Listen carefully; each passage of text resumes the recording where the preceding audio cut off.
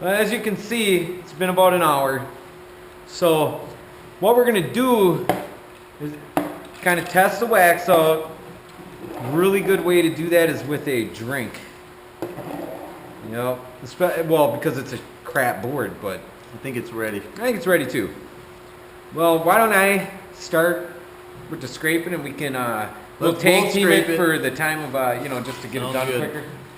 Don't be afraid to scrape the hell out of it. Well, he's using that little guy.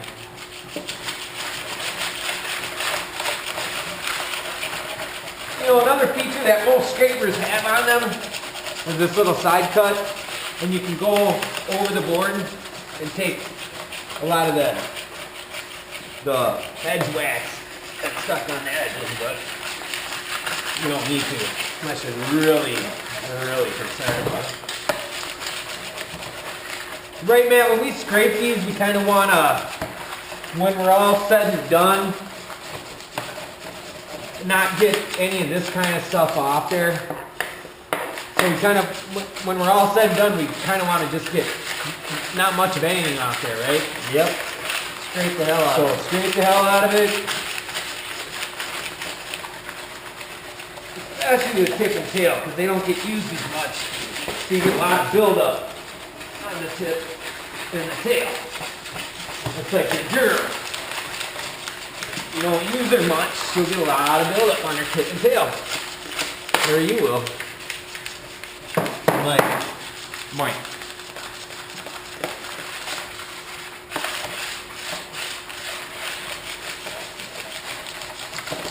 Usually, you get a little more satisfaction out of board maintenance if you're working with a board that doesn't suck so bad.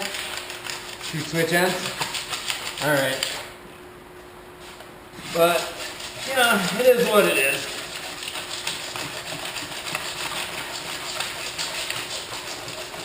You can't always get a really good board. But you could pretty much always get a shit board like this one. Excuse my French.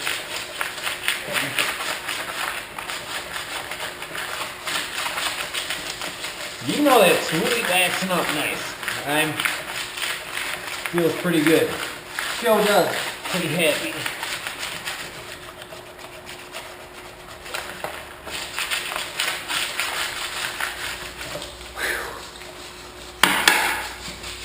Sometimes helps to take the green weenie, some of that excess wax off your scraper.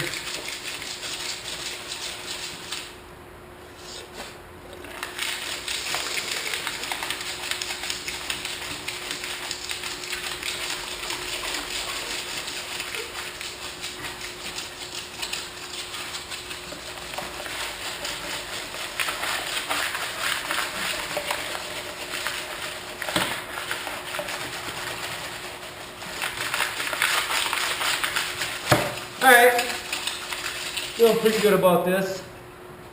Good coverage, good scrapage.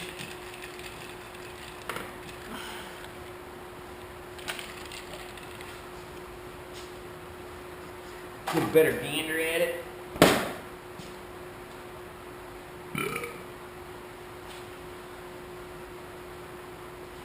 That's pretty. It is a pretty crap board, you're right. Pretty crap. Yeah. But the wax job looks good. So far. And that's what matters so far. So, alright, so we'll next scrape. step, I think we brush it. Exactly. This is a brush you use. Pretty much either go to a auto parts store or thehouse.com. That was pre the house. Alright? When you brush it, this is kind of a semi-finalist to the last thing you want to do. Well, it's semi-fine. And you want to keep a directional finish on it right now. So long strokes is a good idea.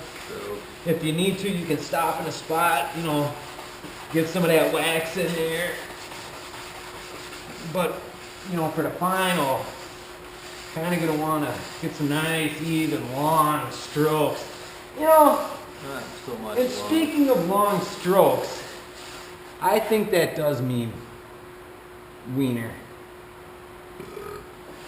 Because you got to be a real wiener to ride a board like this. Or you got to be romosexual. Romosexual. You know, even this brush Make sure you get the ends good. doesn't, yep, right here. Right too, you gotta get that, a lot of build up on ends. Lots of, whoa, hello. Here we go. Is it my turn?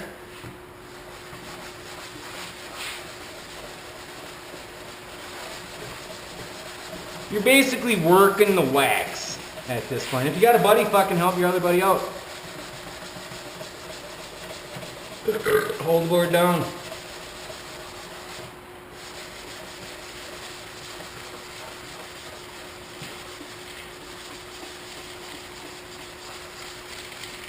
Nice.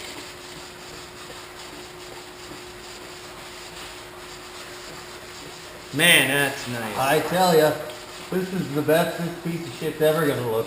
Pretty much. You know, pretty much you've never spoken more truth. I mean the POS part.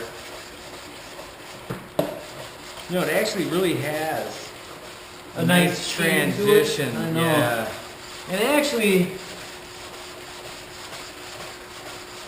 as you look down the board, the screws we loosen up for the bindings aren't as pronounced right now. You're right.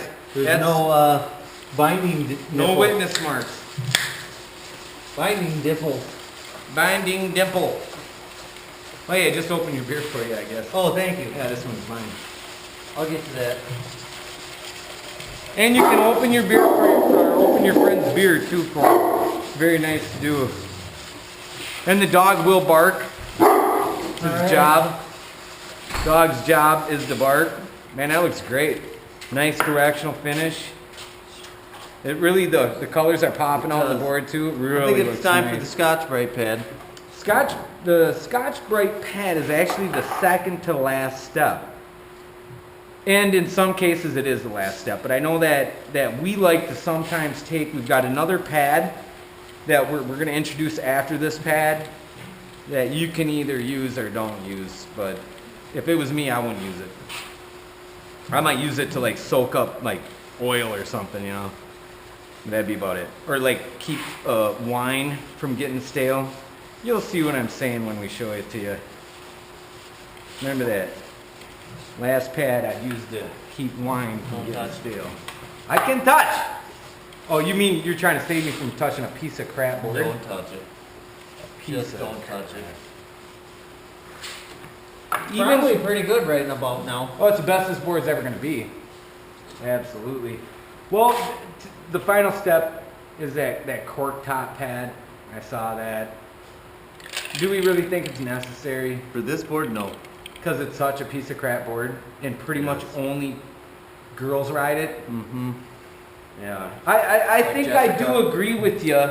Jessica. And but let's show that last pad anyway, just to give the viewers a perspective on maybe, because you know, if they're riding something better than this board, like something they found in the woods somewhere, which is automatically going to be better than that crap board. Cork. And there it is. It's a cork pad. I don't know what to tell you on that one. I think that is getting way too anal about the wax finish right there, You brought which it is up. fine. You No, brought it up. you know, if you're border cross competition and brought it it's up. snowing out, you know, maybe you want to bust something like that, Spazzy McSpazzerton out. But if that were the case, you'd have a way better board, and you'd have friends that would do this for you. Right. But if you want to roam SDS, you pretty much don't have friends. So, and you're a girl. So you're a girl with no friends. And with that said, or friends that know how to do this. right. But with that said, what you're basically looking at is the perfectly waxed board. Now the final step would be to flip the board over, tighten the bindings back up, because we did that right away. We loosened everything up, and putting the risers back in. probably want to do that. And there we go. Now remember, you don't have to go frickin' impact wrench with the screws, so you know, just checking them every now and then and maintaining your board is going to probably be the thing that makes it last the longest. You know, and like I said, even this step, you know, whatever. You can do it, you don't need to do it, it's up to you. If your mom and dad bought the board, fuck, don't even do it. If you bought the board, do it. Do it. If you stole the board, don't do it. Drive it like you stole it. You ever changed the oil in a car you stole? Yeah, that's what I'm talking about then.